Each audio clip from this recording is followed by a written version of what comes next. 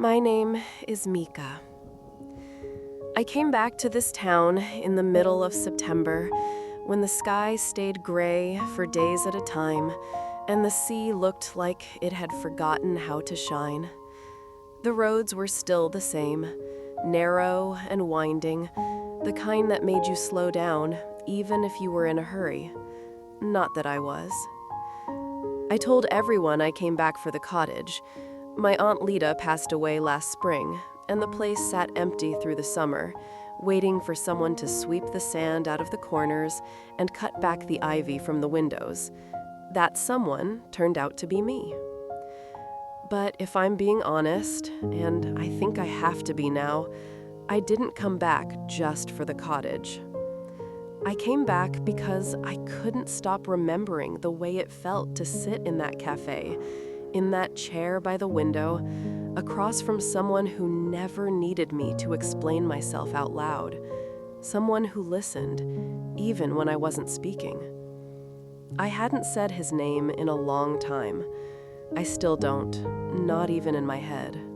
Not yet. The cottage was exactly as I remembered it. Small, quiet, a little crooked from years of coastal wind. The walls still smelled like the sea and lemon tea. Aunt Lita always said silence wasn't something to fill, it was something to sit with. I used to hate that when I was younger. Now, I think she was right. I unpacked slowly that first evening, more from muscle memory than purpose. The kettle still whistled too loud. The rain started around 7 and didn't stop. And when I lay down on the old floral couch, wrapped in one of Lita's knitted blankets, I didn't cry, but I didn't sleep either. Because I kept thinking of the book cafe, and the way he used to look up when the bell above the door rang, like he knew it was me before he even turned around. I waited until the second morning to go, not because I wasn't ready, but because I wasn't sure what I'd do if he wasn't there. The cafe looked almost the same from the outside, still tucked between the pottery shop and the old grocer's, still wrapped in ivy that had turned the color of rust. The windows were fogged at the edges, and the open sign was still the same one. The O always hung slightly crooked. When I pushed open the door, the bell jingled, and I swear my heart skipped. I wasn't ready for the smell of coffee and warm books and cinnamon. I wasn't ready for the exact sound the floor made when you stepped over the second tile. And I definitely wasn't ready for him to be there. But he was, behind the counter, pouring something into a mug, hair a little longer, sleeves pushed up the same way he always did when it rained. He looked up at the sound of the door, and then he smiled. Not big, not surprised, just soft, like he'd been expecting me. "Hey, Mika," he said. That was all. No pause, no bitterness, no questioning. Just, "Hey, Mika," like I'd never been gone. I nodded, suddenly unsure if I could speak. My throat felt like it belonged to someone else. I walked toward the corner table without asking. Our table. It was empty, waiting. He brought me a drink a few minutes later, the same one I always used to order, Earl Grey with lavender and oat milk. He didn't ask if that had changed. "I kept making it," he said as he set it down, "just in case." I looked up at him, and I didn't know what to say, so I wrapped my hands around the warm cup and held on to it like it might answer for me. He sat across from me, not close, not far, just there, like he'd always been. I didn't sip the tea right away. I just held it, watching the steam curl upward, thinking about how strange it felt to be sitting across from him again, not as a memory, but as a person, breathing, real, not angry. I think part of me had expected him to look at me differently, to ask where I'd gone, why I hadn't written, why I never said goodbye. But he didn't ask any of those things. Instead, he just said, "It's quieter than it used to be, isn't it?" I looked out the window. The fog had rolled in thick this morning, draping over the rooftops like a blanket. The street outside was empty. "Yeah," I said, "it is." He leaned back in the chair. It creaked, same sound as before. That chair had always made a sound like it was thinking about falling apart, but never did. "You're staying at Lita's place?" he asked. I nodded. "She left the jasmine plant alive somehow. I don't know how, but it's blooming again." He smiled at that. Not a full smile, just the corner of it. I used to watch the way his expressions started slowly, like he was deciding whether or not it was safe to show them. "That's good," he said. "She always said that plant only bloomed for people who needed comfort." I looked down at my cup. Maybe that's why it bloomed. He didn't push. That was the thing about him. He never pushed. He just let things sit where they needed to, gave them space, let the silence stretch out, not awkward, but open, like a place to rest. After a while, he said, "I still shelve the poetry books in the wrong section. Thought you'd like to know." I laughed, quietly, the first real laugh I'd had in weeks. "Still think Rumi counts as romance?" He shrugged. "Everything romantic's a little sad. Rumi just admits it." And just like that, it felt like nothing had changed, even though everything had. I didn't tell him the truth that day. Not about why I left, not about what happened after I did. But that night, as I lay curled under Lita's old knitted blanket, with the sound of distant waves and rain on the roof, I let myself remember. Not the soft version I'd been carrying around, the real one. I left because I was falling in love with him, and I didn't know what to do with that. He never tried to name it, not out loud, but I felt it. In the way he listened, in the way he saved me the last copy of books he knew I'd like, or let my tea steep a little longer because I said once that it helped me sleep. He saw me. And back then, being seen like that was too much. I was 21, unraveling in ways I didn't know how to explain. Quiet depression, the kind that didn't scream, didn't cry, just dimmed everything. I thought if I let him care about me, I'd ruin it. I'd ruin him. So I left. I packed one overnight bag and told no one. Took a job 2 towns away, changed my number, told myself it was a fresh start, a better life. It wasn't. I missed the sound of his voice more than I ever admitted. And worse, I missed who I was when I was around him. Not fixed, not perfect, but real. The next morning, I went back to the cafe.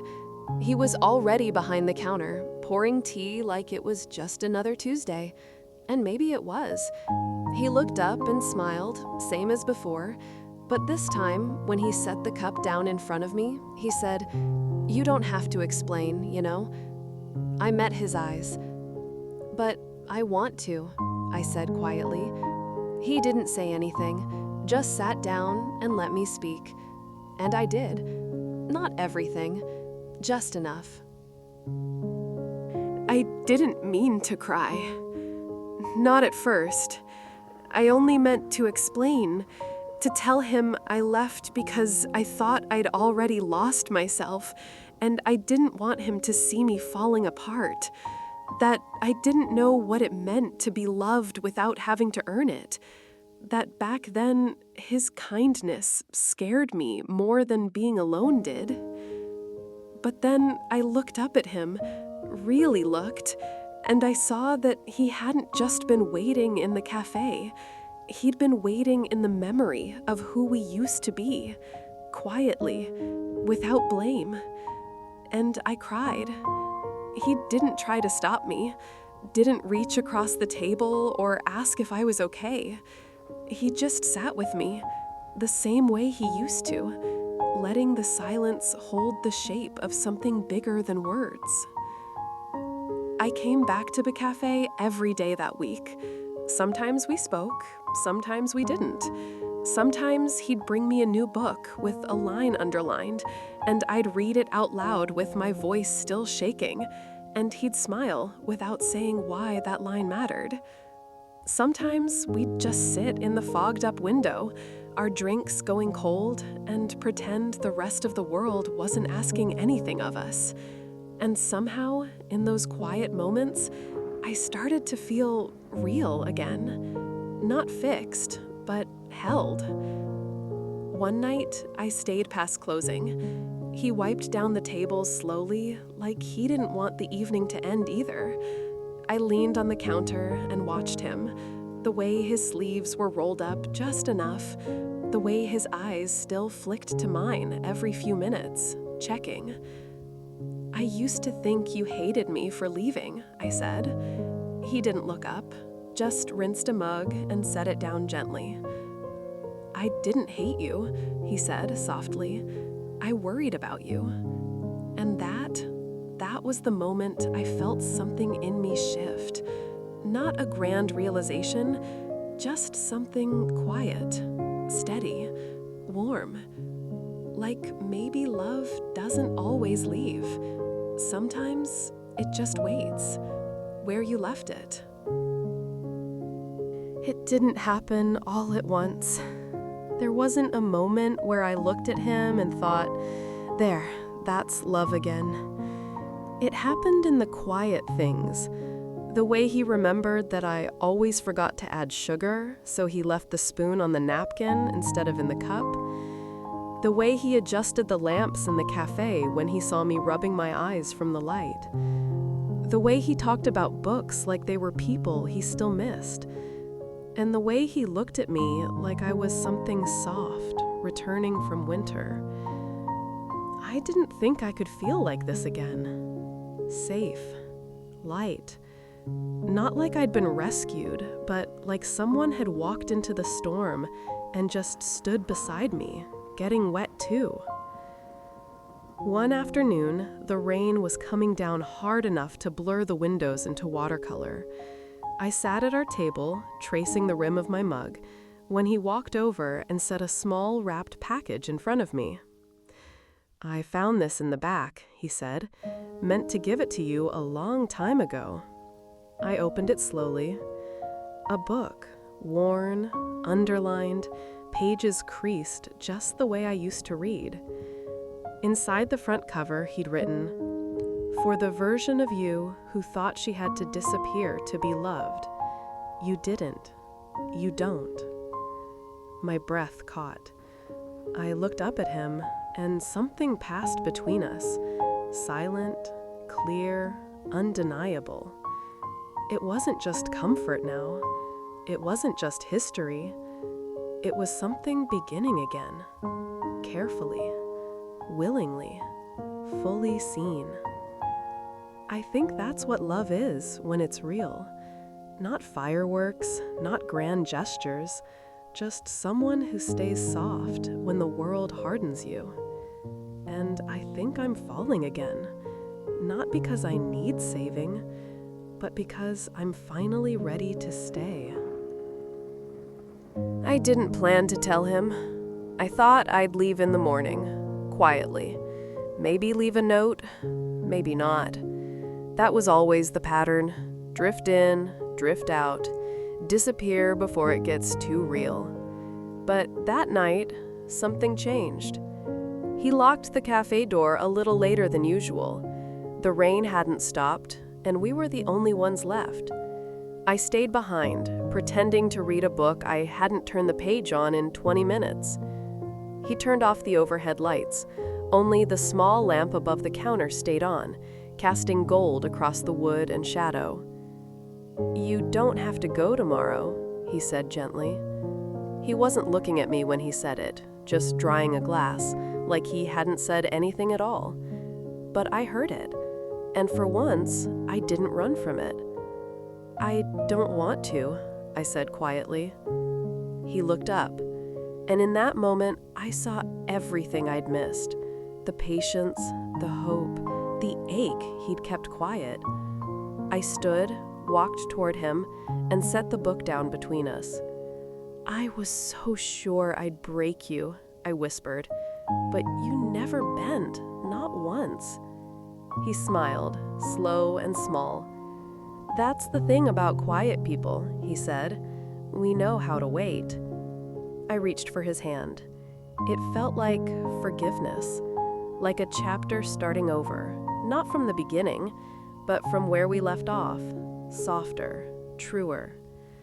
I didn't leave the next morning, or the one after that. The jasmine plant bloomed again. He made me tea, and this time I drank it while it was still warm. I shelved the poetry books in the wrong section just to make him laugh. And when he asked me, not with words, but with the way he looked at me, "Are you staying this time?"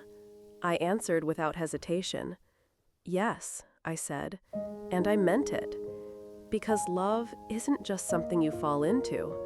Sometimes it's something you return to. And when it waits for you with quiet hands and a steady voice, you learn that healing isn't always loud. Sometimes it sounds like a teacup set gently on a wooden table. And the words, "Welcome home."